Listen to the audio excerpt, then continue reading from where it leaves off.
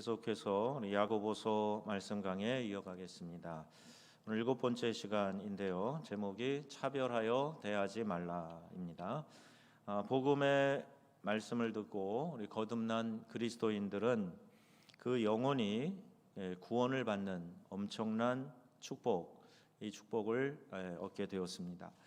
이렇게 하나님의 은혜로 새로운 피조물이 된 우리 가운데 자기 자신을 절제하고 통제하는 성령의 열매 가운데 마지막 그 성령의 열매 은사가 절제이죠.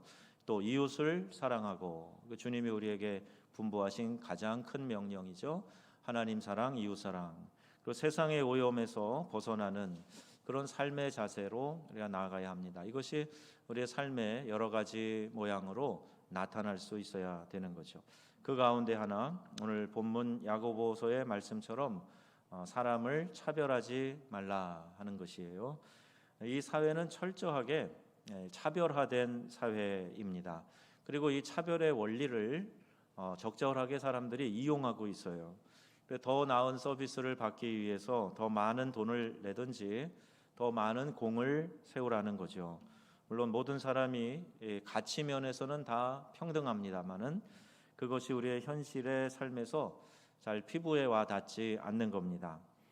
저는 비행기를 타고 여행하는 일이 많이 있었는데 언제나 이코노믹석 3등 칸이라 그러죠. 이코노믹을 끊을 뿐만이 아니라 때에 따라서는 직항 아니고 국적기는 뭐 아예 생각도 안 하고 직항도 아니고 좀 돌아가더라도 싸게 가는 표를 많이 찾았어요. 그런데 등급에 따라서 기내 서비스가 많이 다릅니다. 여러분 아시죠? 모르는 듯한 태도로 이렇게 표정으로 계신 거 보니까 비행기 등급마다 서비스가 많이 달라요. 그런데 제가 프랑스에서 한번 러시아 거쳐서 모스크바 거쳐서 한국에 들어올 때 그 파리 모스크바 구간을 이 비즈니스석으로 바꿔줬어요. 가끔 그럴 때가 있습니다. 줄 잘 서고 기회 잘 맞으면 나의 표는 이코노믹 싼 건데 좋은 표로 바꿔줄 때가 있어요. 저 한 명만 바꿔줬어요. 제 아내는 저 뒤에 일반석에 있고 저만 바꿔줘가지고 비즈니스석을 타봤는데 와 이거 완전히 서비스가 달라요. 비행기 내릴 때 가끔 보면 여긴 칸이 좀 넓으네 이러고 내리시죠. 근데 칸 정도가 아니에요. 승무원이요 뭐 드시겠습니까 하고 물어보는데 한쪽 무릎을 이렇게 꿇고 앉아가지고 물어봐요. 어이구야 이렇게 정중하게 하나? 음식도 달라요. 그냥 막 던져주듯이 주는 그런 음식 먹는 게 아니고 정확하게 물어봐가지고 갖다 주는데 딱 받아보니까요 그릇도 달라요. 야, 하여튼 비행기 안에서 어떻게 이렇게 하나? 서비스 질도 다릅니다. 마치 제가 대단한 사람이 된 것처럼 착각하도록 그렇게 만들어주더라고요. 기분 좋았습니다.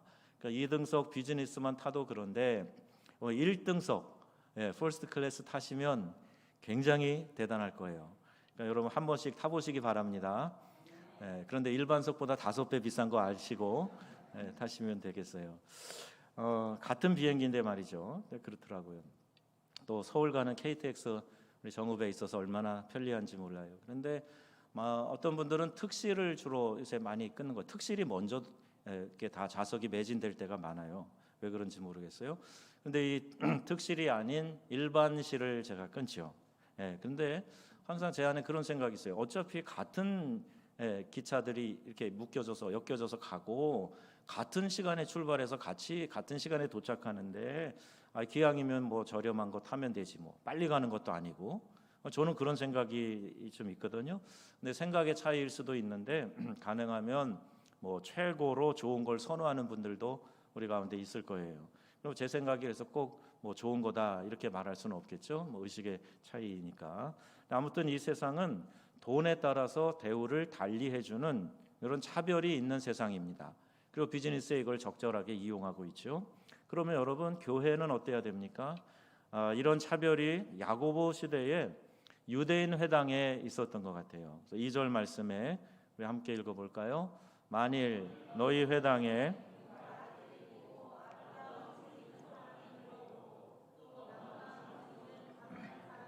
들어올 때에 이제 회당에 예배드리러 온단 말이에요.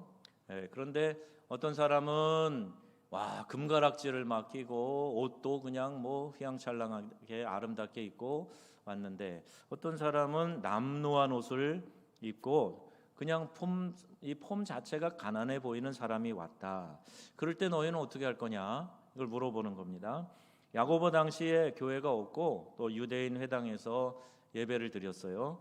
또 그리스도인이 아직 이 교회라는 그 에클레시아라고 하는 교회 공동체가 생기기 이전이라서 유대인의 전통에 따라 회당에 모여가지고 거기가 마치 마을 회관 역할도 하고 가르치는 학교 역할도 하고 그런 곳인데, 거기에 이제 모여서 이제 말씀도 듣고 그랬습니다. 근데 그렇게 모였기에 여기 너희 회당이라는 표현을 쓴 거고요. 부자들은 가락지를 통해서 부를 가시했어요. 가운데 손가락 여기 한 군데만 빼놓고는 다 가락지를 이렇게 끼던 그런 시대입니다. 그런데 그 당시 교인들은 대다수가 가난한 사람들이었어요. 그러니까 금 가락지를 끼고 회당에 간다? 이거는 상상할 수도 없는 거죠. 어떻게 그런 거 없어요. 그래서 꿈도 꾸지 못하는 그런 상태로 아마 갔을 겁니다. 요즘식으로 말하면 부자는 명품을 몸에 휘감고 가는 거예요. 여기도 뭐 금가락지뿐만이 아니라 다이아 반지 같은 거를 꼈을지도 몰라요. 그리고 그런 사람들 대부분 특징이 있죠. 시계가 좋다든지 뭐 이걸 꼈다든지 그러면 가끔씩 골치가 아파요. 손을 이렇게 올리거나 머리를 이렇게 쓸어 내리거나 그러면서 이제 과시하죠. 그러면서 예배당에 들어온다는 거예요. 이와 반대로 이 꾀죄죄한 옷차림을 한 사람, 아니 어느 노숙자가 교회에 들어온다. 여러분 한번 가정해 보세요. 우리 사랑의 쌀 나눔 운동 저거 할 때요, 발대식 할 때 이사장님이 오셔가지고 그 영상을 보여주시더라고요. 그렇게 노숙자의 모습으로 어떤 사람이 나타났다. 그 영상에는 담임 목사님 될 사람이 그 교회 공동체에 왔는데 사람들이 노숙자라고 막 들어오지도 못하게 하는 거예요. 어떤 경우에는 예수님이 노숙자의 모습으로 우리 가운데 오셨다. 너무나 차림이 남루하고 막 꼬재재하고 막 그러니까 이 예배드리는 공동체 안에 주인공인 예수님이 오셨는데도 들어오지 말라. 문을 콱 닫아버리고 들어오지 못하게 하는 그런 일들이 이 현대 교회 안에서도 있을 수 있다. 이 야고보 시대 회당에서도 그와 같은 차별이 있었다는 거예요. 3절 말씀 한번 보시면 자 같이 읽습니다. 너희가 아름다운 옷을 입은 자를 눈여겨보고 말하되 여기 좋은 자리에 앉으소서 하고, 가난한 자에게는 또 반대로 이야기하고, 당시 유대인 회당에는요 맨 앞쪽에만 의자가 있었다는 거예요. 그 뒤에는 전부가 다 맨 땅입니다. VIP가 들어오면 이 앞으로 나오세요. 여기 앉으세요. 자 이렇게 하는데, 가난한 사람이 들어오면 거기 서 있든지 내 발치에 앉든지 하라, 이렇게 이야기를 한다는 거예요. 맨 바닥에 앉으라는 거죠. 지금도 유대인 회당이 세계 곳곳에 있는데 각각 자기 가족이 앉는 자리가 있다는 거죠. 예수님도 그의 동생 야고보와 함께 평범한 목수 요셉의 아들이었죠. 회당에 가면 예수님이 어떤 대접을 받으셨을지 상상이 갑니다. 그냥 이렇게 차림새 자체를 보고 사람들이 나름대로 함부로 평가했겠죠. 제가 선교하던 아프리카 카메룬에 수십 명의 차드 피난민 성도들이 예배당이 없으니까 카메룬 사람들이 예배드리는 데 갔대요. 그래서 이제 저 뒤에 앉으려고 그러니까 여기 거기에 앉지 마시오. 그러면서 이렇게 등받이가 있는 의자가 아닌 이렇게 밑에만 이렇게 대충 짠 의자가 있어요. 등받이 없이 앉아야 되는 방이라고 하는데 거기에 앉으라는 거예요. 맨 뒷자리에. 그러니까 이제 처음에는 그냥 그것도 아쉬워서 하다가 보니까 점점 마음이 서운해지고 또 우리를 보는 시선이나 대하는 게 너무 마음에 안 들고, 그러니까 그 수십 명이 나와가지고 어떻게 해서든지 건물 없어도 우리끼리 어떻게 해보자. 그리고 나왔다가 우리 이제 앞에 가신 선교사님, 윤홀로 선교사님을 찾아와서 우리의 목자가 돼주세요. 그래가지고 교회가 시작이 됐고, 그 교회가 제가 목회할 때는 한 500명씩 피난민들이 모였었어요. 그런 공동체가 있습니다. 그러니까 교회 안에서 차별을 당했다는 거예요. 자, 이렇게 우리 삶의 자리에 보면은 교회 공동체 안에도 믿음의 사람들이 서로 용납하고 사랑하고 위아래 없이 그렇게 함께 우리 하나님 섬겨야 되는 교회 공동체 안에서도 나름대로의 보이지 않는 차별이 있다. 자, 이것을 야고보 사도가 이야기합니다. 4절 말씀 보겠습니다. 너희끼리 서로 차별하며 악한 생각으로 판단하는 자가 되는 것이 아니냐. 그러니까 차별하는 것 자체가 악한 생각이에요. 그러니까 좋지 않은 생각을 가지고 서로 판단한다 그랬는데 여기 악한 생각으로 서로 차별하고 있다. 사람을 외모나 조건에 근거해서 또는 나와의 관계로 나를 지지해 주는 여부에 따라서 나의 이익을 고려해서 이미 생각으로 그 사람을 판단했기 때문에 이게 차별 대우를 한다는 것이죠. 이게 바로 악한 죄악이라는 겁니다. 여러분, 교회 공동체 안에서 이게 인지상정이지라고 생각되는 것 있다고 할지라도 나에게 잘해주는 사람만 선대하는 거, 주님이 가르치신 사랑이 아니에요. 주님은 오히려 반대로 말씀하셨어요. 저 위선자들, 바리새인들, 저 죄인의 대명사인 세리들, 그들도 자기들에게 잘해주는 사람한테는 잘해. 그런데 너네들은 그런 사랑하라는 게 아니잖아. 예수님이 그것을 말씀해주고 계시죠. 여전히 내 기준으로 나에게 어떻게 대하느냐, 나에게 어떤 이익이 되느냐에 따라서 그렇고 그렇지 않은 사람을 차별한다면 이건 그리스도의 사랑이 아닌 것입니다. 여기 외모로 판단한다라고 할 때 외모라는 말이 얼굴색, 피부색뿐만이 아니겠죠. 이 외모라는 것은 그냥 보여지는 모습만이 아니에요. 여기에 혈연이 있고 학연이 있고 지방색이 있고 남녀 성차별을 하는 것도 있고 나이를 가지고 차별하는 것도 있고 그렇습니다. 여러분, 신천지는요 젊은 사람들만 좋아합니다. 우리 여기 연세 드신 분도 있고 젊은 분도 있는데 연세 드신 분들은 신천지 가면 환영 못 받아요. 그런 줄 아셔야 돼요. 젊은 사람들, 또 신체 장애자들은 거기서 오라고도 안 합니다. 자기들에게 유익이 되고 활용할 수 있는 사람들, 뽑아 먹고 써먹을 수 있는 사람들, 그런 사람들을 차별해서 대하는 거예요. 기독교 선교사들은요 진짜 복음을 들고 낯선 땅에 들어갈 때 이 차별을 철폐하는 일부터 했어요. 사람 사이의 차별을 없애기 위해서 먼저 교육을 합니다. 성경의 가치관을 가지고 교육을 합니다. 여러분, 우리나라가 지금 이만큼 잘 살게 돼서 떵떵거리지요. 역사는 오래됐지만 좀 살게 된 지는 얼마 안 돼요. 이게 기독교 선교사님들이 들어오셔가지고 이 나라의 잘못된 신분제도 철폐했습니다. 남녀 간의 차별, 이 간격을 많이 좁혔어요. 선교사님들이 처음 들어와서 봤을 때는 너무 이 나라가 이상할 만큼 남존여비 사상이 가득했던 나라입니다. 지금은요 애처가 경처가가 그렇게 많아졌잖아요. 예수 믿는 사람들 중에는 더 많습니다.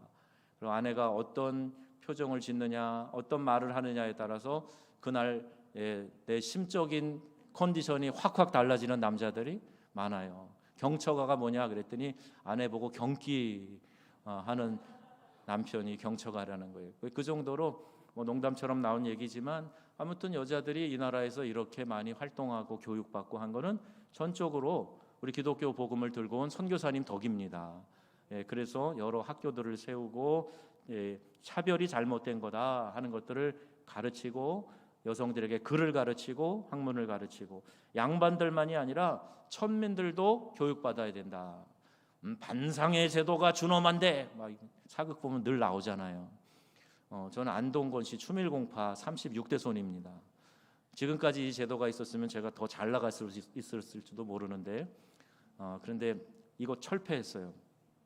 이게 중요한 게 아니다. 신분의 위아래가 있는 것이 아니다 하는 것을 선교사님들이 와서 몸으로 실천했습니다. 에비슨이라고 하는 선교사님은 백정 박성춘의 아들을 교육을 시켜요. 당시 백정이라고 그러면 천민 중에 천민이잖아요. 불촉 천민에 해당하는 사람이 백정인데 그 아들을 교육을 시키는데 그 아들의 이름이 박서양이에요. 오늘 일부 예배 때 박서양이 그 누구로 나왔죠? 쇼펜하우어 하니까 박서양이 탁 나오더라고요. 네, 한국 사람입니다.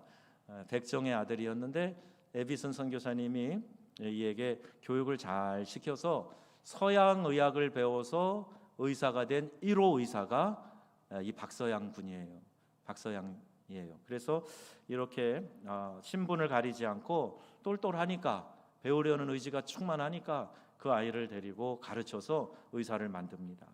영국의 윌리엄 윌버포스라고 하는 정치가가 있는데 노예 제도를 철폐했죠. 여러분, 이건 그냥 말 한마디로 갖고 손 드세요 하고 철폐한 게 아닙니다. 생명의 위협을 당하면서 아주 처절한 싸움을 하면서 자기 전 생애를 걸면서 이 영국의 노예 제도를 철폐하는 윌리엄 윌버포스, 그들이 성경의 근거에서 사람을 노예로 차별하고 학대하는 것이 악하다 하는 것을 알았기 때문에 그것을 몸소 실천한 거예요. 성경에는 사람 차별하지 말아야 된다 그랬는데 이걸 가지고 지금 사람이 사람을 사고팔고 노예로 부리는 것이 옳지 않다, 이 철폐하기 위해서 그렇게 힘든 노력을 기울여서 결국 철폐시켰죠. 미국의 마틴 루터 킹 주니어 목사님, 인종차별 철폐를 위해서 싸웠던 것 여러분 아시죠? 나에게는 꿈이 있다 그러면서 내 아이들이 백인의 아이들과 함께 뛰노는 거, 같은 상에서 밥을 먹는 거, 이런 아주 단순한 것 같지만 정말 중요한, 그들의 삶에 있어서 너무너무 중요한 가치를 성경을 근거로 해서 그가 주장을 한 거예요. 교회는 결코 사람을 차별해서는 안 됩니다. 내가 믿음이 있는 사람이다, 복음에서 서 있는 사람이다 그러면서 다른 사람을 밀어내고, 나를 좋아하는 사람만 좋아하고 그렇지 않은 사람들은 배척하고, 이게 다 차별이 되는 거죠. 돈이나 학력이나 지위나 권력에 따라서 사람을 차별해서는 안 된다. 물론 로마서 13장에 이런 말씀이 있어요. 같이 읽겠습니다. 두려워할 자를 두려워하며 존경할 자를 존경하라. 이 말씀도 우리가 무시해서는 안 됩니다. 로마서 13장을 읽으면 정치인들, 나라의 대표자들에 대한 이야기도 나와요. 읽으면서 그런가 싶은 부분도 여러분 나올 수 있습니다. 그런데 하나님께서 모든 권위자들을 세우시기 때문에 권위 자체에 대하여서 거부하고 따르지 않는 것 하나님 기뻐하시는 일이 아니에요. 그들을 위해서 기도하라. 그래서 두려워할 자를 두려워하며 존경할 자를 존경하라, 이렇게 말씀하고 있습니다. 이것은 질서 안에서 그 조직과 사회를 이끌어가는 중요한 원리가 되는 거예요. 그런데 차별하고는 다른 이야기입니다. 이 포스트 모던 시대의 특징이 권위 파괴예요. 하지만 성도는 역으로 하나님이 인간 공동체의 안전과 번영을 위해서 정하신 권위 질서, 이걸 존중해야 한다는 겁니다. 차별하지 말라 하는 것은 존경할 자를 존경하지 않아도 된다는 식으로 그렇게 오해하면 안 되는 거예요. 말씀을 곡해해서는 안 돼요. 처음 아담과 하와가 말씀을 제대로 이해하지 못해서 그런 행동, 죄 짓는 행동하지 않습니까? 내가 속한 사회, 국가, 교회의 지도자 존경할 줄 알아야 돼요. 히브리서 13장 17절 말씀 같이 읽겠습니다. 너희를 인도하는 자들을 순종하고 복종하라. 자신들이 청산할 자인 것 같이 하느니라. 그들로 하여금 즐거움으로 이것을 하게 하고 근심으로 하게 하지 말라. 그렇지 않으면 너희에게 유익이 없느니라. 아멘. 책임을 맡게 되면 어떤 일을 사람 따라 골라서 하고 안 하고 그럴 수가 없어요. 성실하고 책임감 있는 사람은 어떻게 해서든지 합니다. 그런데 마음은 달라요. 정말 즐거운 마음으로 기쁨으로 할 수도 있고 억지로 마지못해서 의무감에 할 수도 있는 거예요. 그런데 우리를 인도하는 사람들에게 근심으로 하게 하지 말라. 그러면 너에게 유익이 없다. 반대로 즐거움으로 하게 하라. 그러면 너에게 유익이 된다는 거겠죠. 자, 이렇게 우리에게 말씀하고 있습니다. 여러분, 우리가 어떤 삶에서 조직 안에서 인정받으려면, 교회뿐만이 아니에요, 어느 공동체든지 인정받으려면 권위자에 대한 존중이 있어야 됩니다. 그리고 앞에서는 그런 척하고 뒤에 가서는 딴 일하고 다르게 말하고 그리고 이렇게 대들고 불순종하는 일이, 이것이 수시로 일어나게 되면 그 공동체 안에서 절대 인정받지 못해요. 그게 대상이 내가 아닐지라도 저 녀석은 언젠가 나에게도 칼을 꽂을 사람, 이렇게 됩니다. 그러면 그 사람은 공동체 안에서 사람들이 경계하는 대상이 되지 절대 신뢰할 대상이 되지 못해요.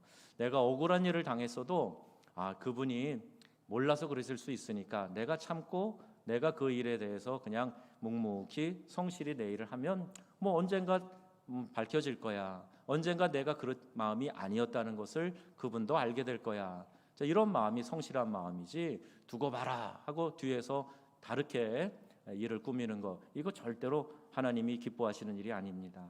우리 교회는 돈이 많고 지위가 높다 그래서 교회 리더로, 중직자로 세우는 일은 절대 하지 않을 겁니다. 중직은 신앙 인격이 얼마나 성숙한가, 얼마나 교회를 사랑하고 충성하는가, 헌신하는가, 이것으로 우리가 교회 리더로 세워야지 교회 안에 영적 질서가 세워지게 되고, 또 교회에서 교육과 훈련을 받아서 실력을 갖추고 해야 다른 이들에게 선한 영향력을 끼쳐서 이끌어갈 수 있는 건강한 교회가 된다는 말입니다. 우리 강사님이 오셔서 그런 얘기를 했어요. 그런데 여러분, 우리 안에 어떤 경우에도 교회 안에서 내가 리더십을 갖기를 원하고 다른 사람에게 선한 영향을 끼치기 원하면 그런 그릇으로 준비를 해야 돼요. 내가 시간이 얼마 지났는데 내가 뭔데, 그러면서 이렇게 하면 안 됩니다.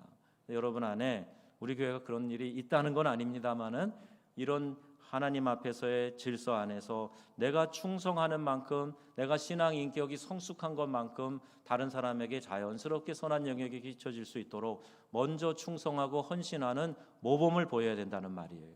그래서 여러분들 가끔 중직자들은 이렇게 좀 하시면 좋겠습니다, 또 예배나 이런 데 여러분들이 앞장서시면 모범을 보이면 좋겠습니다, 그럴 때 그건 당연한 겁니다. 그래서 그 일에 대해서 여러분 아멘 하고 순종하실 때 우리 교회가 더 건강한 교회, 좋은 교회로 세워져 갈 줄로 믿습니다. 하나님의 시선을 따르는 일이 얼마나 중요한가, 성경이 우리에게 말씀하실 때 하나님 보여주신 것을 우리가 보고 하라 하는 걸 하고 하지 말라 하는 걸 하지 않는 것, 이게 믿음의 기본적인 자세죠.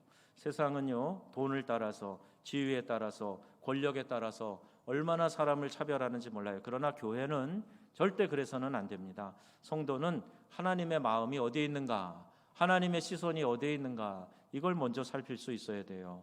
제가 전에 프랑스에서 데리고 있던 부교육자가 자기가 한국에 있던 저 교회, 의정부 쪽에 있는 모 교회인데, 그 교회는요, 주보에 헌금자들 명단을 내는데 헌금 금액 순으로 이름을 낸대요.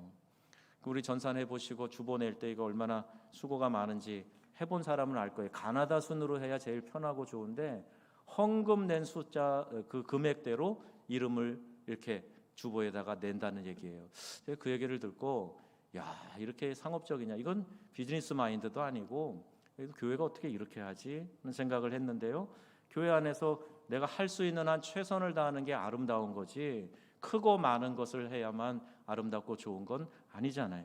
그래서 그런 부분을 우리가 잘 이해하면서 우리 성경에서 가르쳐주는 원리를 믿음으로 잘 따라가야 돼요. 과연 우리 하나님이 그런 시선으로 평가하실까? 그 기준으로 사람들을 대하실까? 금방 생각해 보면 답이 나오죠. 5절 말씀 같이 읽어볼까요? 내 사랑하는 형제들아, 들을지어다. 하나님이 세상에서 가난한 자를 택하사 믿음에 부요하게 하시고 또 자기를 사랑하는 자들에게 약속하신 나라를 상속으로 받게 하셨느니라. 아멘. 가난한 자를 택해서 믿음에 부요하게 하셨다. 여기 옆에 금산교회 이자익, 그 일하기 위해서 저 경상도에서 올라와 가지고 일자리 얻어서 마부로 일하던 사람 아니에요? 그 사람을 가르치고 교회에서 장로로 먼저 세우고 그분을 보내가지고 평양신학교에서 신학을 하게 하고 그 교회 목사님으로 다시 청빙을 하고, 여러분 이걸 보면서 정말 우리의 믿음의 선배들은 성경 말씀을 제대로 실천했다는 것을 바로 옆에서도 우리가 교훈을 받고 있지 않습니까? 교회는, 하나님의 원리는 가난한 자를 택하여서 믿음에 부요하게 하시는 분인 줄로 믿습니다. 어느 지역이든지 복음이 들어가면 제일 먼저 반응하고 받아들이는 사람은요, 가난한 사람들이에요. 신분이 낮은 사람들이에요. 왜 그런가 봤더니 마태복음에 예수님 설교에 답이 있어요. 심령이 가난한 자는 복이 있나니 천국이 그들의 것이에요. 하나님께서 그 가난한 심령 안에다가 복음이 잘 들어가도록 이미 예비시켜 놓으셨다는 말입니다. 그러니 마음이 부한 자들, 높아져 있는 사람들은 오히려 이 복을 받고 은혜를 받는 데 있어서 더 우선순위가 되지 못해요. 그러니까 하나님이 가난한 자를 택하사 믿음에 부요하게 하셨다. 또 자기를 사랑하는 자들에게 약속하신 나라를 상속받게 하셨다 말씀합니다. 교회는 하나님의 다스림을 받는 하나님의 백성 공동체입니다. 아멘이세요? 예, 교회의 주인은 삼위일체 하나님이십니다. 아멘이시죠? 사람이 아니에요. 하나님이 교회의 주인이시기 때문에 교회는 당연히 하나님이 사람을 어떻게 보시는지에 따라서 그 사람을 봐야 되고, 하나님께서 우리가 어떻게 하기를 원하시는지에 따라서 사람을 대하고 일을 해야 됩니다. 하나님은 주로 가난한 사람들을 선택하셨어요. 예수님의 12 제자들을 봐도 사회적으로 대단한 사람들이 아닙니다. 왜 그러셨을까? 그들은 하나님의 도움이 없으면 살아갈 수 없는 사람들이기 때문에, 자기가 가진 다른 것을 자랑할 수 없는 사람들이기 때문에, 그래서 그들을 택하셔서 부한 자를, 강한 자를 부끄럽게 하는 큰 믿음의 사람으로 세워가셨다는 거예요. 고린도후서 6장 10절 말씀이에요. 가난한 자 같으나 많은 사람을 부요하게 하고 아무것도 없는 자 같으나 모든 것을 가진 자로다. 아멘. 지구 반대편인 미국 참 멀더라고요. 참 멀어요. 2018년에 제가 미국에 어머니 무릎 수술 때문에 한번 다녀왔는데 11시간 비행해서 LA까지 가고, LA에서 7시간을 기다렸다가 알래스카 에어라인으로 갈아타고 다시 5시간 가니까 워싱턴에 도착하더라고요. 거기도 멀어요. 그런데 여러분, 이 조그만 땅덩어리 지구에서 우리 한국에서 미국 가는 게 그렇게 먼데, 이 거대한 우주, 여러분 얼마나 크다고 생각하세요? 밤하늘에요 수많은 별들, 육안으로 볼 수 있는 별은 고작 1600개 정도밖에 안 됩니다. 근데 천체 물리학자들은 1은하계에 별이 몇 개 있느냐? 5천억 개가 있대요. 이 은하계의 별도 약 5천억 개. 그런데 은하계가 몇 개 있느냐? 5천억 개의 별을 담고 있는 은하계가 몇 개 있느냐? 그게 1천억 개의 은하계가 있답니다. 그러니까 여러분, 이거 숫자로는 우리가 상상도 할 수 없는 숫자예요. 그 가운데 작은 별 지구에 살면서 여러분, 누가 높은 애 낮은 애 하는 거, 이게 얼마나 가소로운 얘기예요. 비행기 타고 높이 올라가 보면 그 아래 빌딩들이 높낮이가 아무것도 아니더라고요. 그거 하나도 보이지도 않아요. 그런데 내가 도토리 키재기인데 옆에 사람하고 비교해 보면서 마음에 교만이 가득하고, 이런 현상을요 뭐라 그러냐 하면 개미 발목 잡기, 개미 발목 재기라고 이야기를 한답니다. 개미 발목이 얼마큼 두껍겠어요? 그런데 그 작은 거를 서로 비교하면서 굵고 얇은 차이를 가지고 서로 차별하고 역차별하고 그런단 말이에요. 유한진 시인의 들꽃 언덕이라는 시가 있습니다. 이 시를 보시면, 들꽃 언덕에서 깨달았다. 값비싼 화초는 사람이 가꾸고 값없는 들꽃은 하나님이 키우시는 것을, 그래서 들꽃의 향기는 하늘의 향기인 것을, 그래서 하늘의 눈금과 땅의 눈금은 언제나 다르고 달라야 한다는 것도 들꽃 언덕에서 깨달았다. 자, 이런 이야기예요. 값비싼 화초도 값없는 들풀도 다 하나님이 만드시고 하나님이 가꾸십니다. 그런데 어떻게 값비싼 화초만 중요하다고 생각하고 들꽃을 무시할 수 있겠는가? 여러분, 들꽃의 향기는 우리 하나님께서 주신 향기인 줄로 믿습니다. 하나님의 눈금과 사람의 눈금은 그래서 다르다. 우리는 이 세상 사람들의 눈금을 따라 다른 사람을 재면 안 되는 거죠. 사람은 차별하지만 하나님은 가진 자나 없는 자나 편애하고 차별하지 않으시기 때문이에요. 그래서 없는 자, 약한 자를 우리가 학대하고 차별하는 것은 곧 하나님, 그를 지으신 하나님에 대해서 대항하는 겁니다. 그걸 아셔야 돼요. 그래서 오히려 약한 자식에게 더 마음이 가는 부모처럼 하나님은 약한 자, 가난한 자 더 긍휼히 여기셔요. 모든 사람은 하나님의 형상으로 만들어졌기 때문입니다. 그래서 여러분, 우리 주변에 어렵고 소외되고 세계 곳곳에 어렵고 소외된 사람들 돌보면서 마음으로 이웃 섬김도 선교도 하는 거예요. 우리 교회에서 이렇게 바자회하고 사랑 나눔 선교 바자회를 하는 거 얼마나 귀한 일인지 모릅니다. 어제 저도 그제인가요? 이제 동사무소에 가가지고 거기 이제 담당하는 담당자라 얘기를 좀 나눴어요. 우리 교회 지역사회 봉사단이 있는데 어떻게 하면 이 지역을 좀 잘 섬길 수 있는가, 이런 부분 얘기하고 또 한번 찾아오셔서 대화 좀 하자고 이야기를 나눴습니다. 성경은 말씀합니다. 잠언 21장 13절 말씀 같이 읽겠습니다.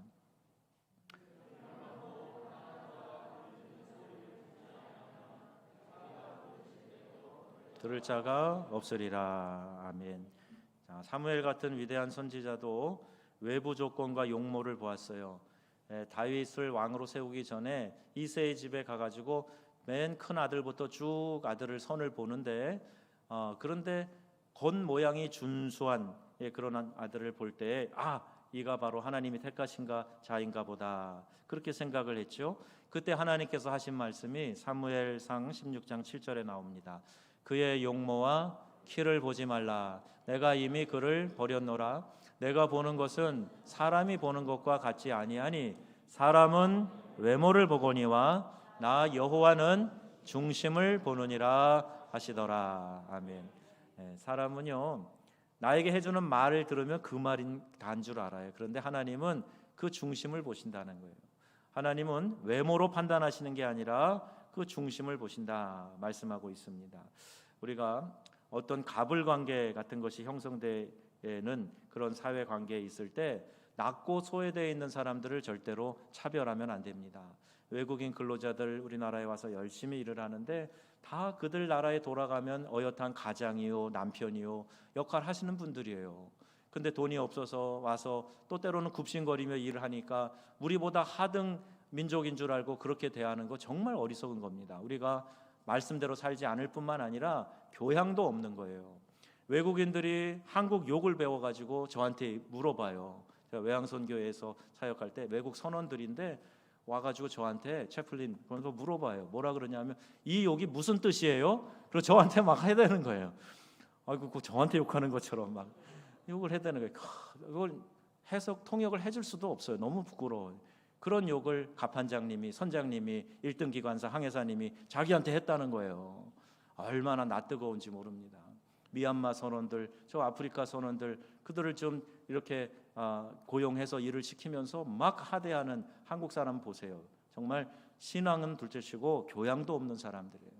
여러분, 예수 믿는 우리들은 신앙도 교양도 이 높은 수준을 견지해야지 그렇게 해서는 안 돼요. 돈이나 학력, 지위 때문에 사람을 편애하고 차별해서는 안 된다는 말씀입니다. 사랑하는 자들아 너희가 서로 사랑하라, 이 말씀하실 때는 사랑할 대상을 구별해서 정하라는 뜻이 아니에요. 누구나 다 구별 없이 사랑하라는 말입니다. 나랑 잘 맞는 사람도 있고 맞지 않는 사람도 있어요. MBTI 이거 기질 검사해 보면요, 나랑 상극인 사람이 있어요. 근데 그 사람하고 있으면 회의를 해도 뭘 해도 자꾸 부딪혀요. 안 맞으니까. 그러나 그것이 나와 다를 뿐이지 그 사람 자체가 틀렸다 이렇게 해버리면 안 되죠. 그럼 나는 항상 옳습니까? 그것도 아니잖아요. 그래서 서로 맞춰가고 개성을 인정해주고 다른 기질과 배경도 존중해줘야 된다는 거죠. 그래서 서로 골고루 하나님께서 다양하게 지으셨기 때문에 그 다양한 사람들을 서로 사랑하라 말씀하고 있습니다.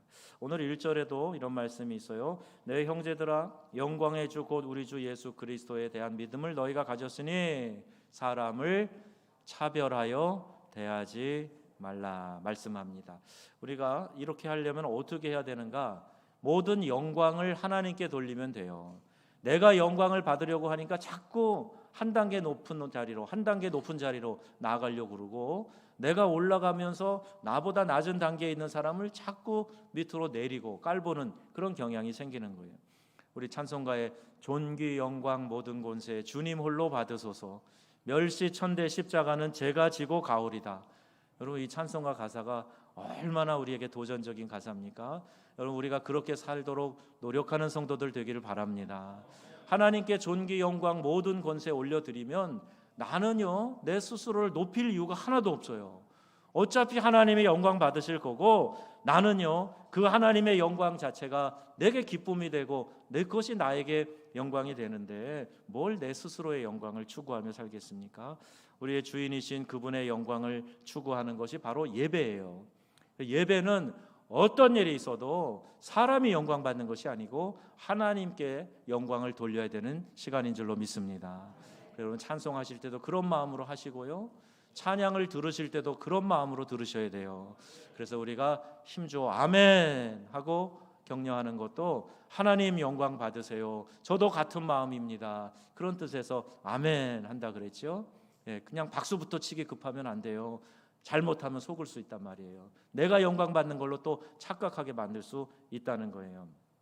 사랑하는 여러분, 우리의 신앙에 주객이 전도되는 일이 없기를 바랍니다. 우리 교회 안에서 절대로 우선순위가 뒤바뀌면 안 돼요.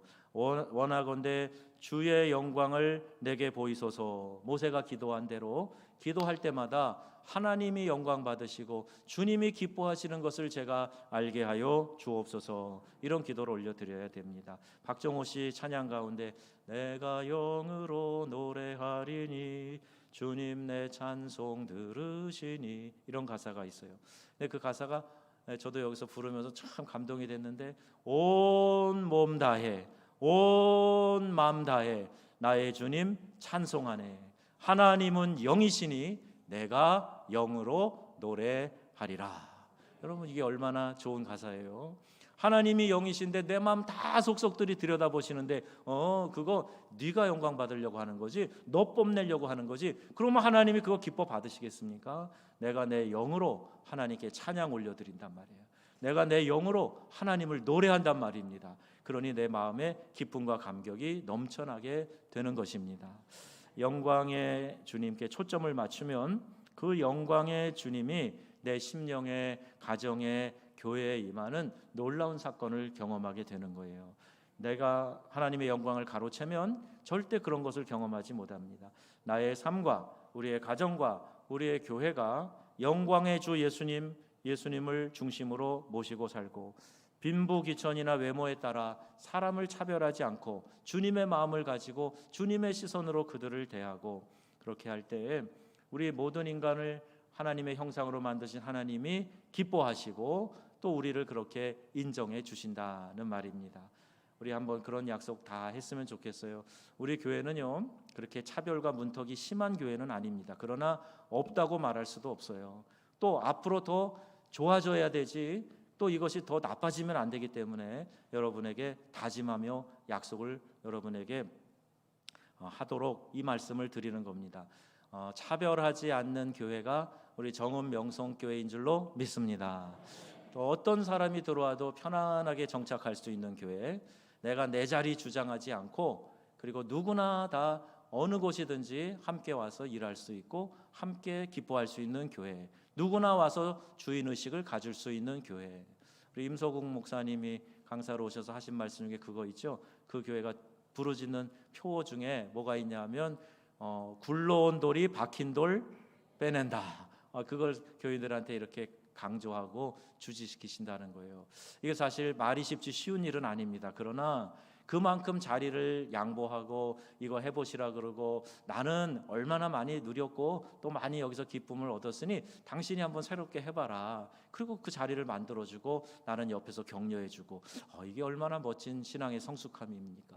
이 시대는 이런 성숙한 신앙인들이 많아야 되는데 우리 정읍 명성교회가 그 일에 앞장서는 교회 될 줄로 믿습니다. 지금도 여러분 잘하고 계신 분들, 눈에 띄는 분들 계세요. 더 많은 분들이 그렇게 하면 좋겠어요. 새 가족이 와서 자리 주춤 찾을 때 제일 좋은 자리에 앉을 수 있도록 양보하는 거예요. 그리고 그분들이 뭔가 일하고 싶어 할 때 그거 몰라서 그래, 우리 교회는 그렇게 안 해, 절대 이런 얘기를 하면 안 됩니다. 그렇군요, 뭐 참 좋은 생각이시네요, 뭐 이렇게 하면서 존중해주고 또 같이 받들어주고 하는 거, 이것이 차별 없이 함께 가는 일입니다. 차별하지 않는 믿음으로 나아가는 우리 귀한 명성의 가족들이 다 되시기를 주 예수님의 이름으로 축원합니다. 아멘. 기도하겠습니다.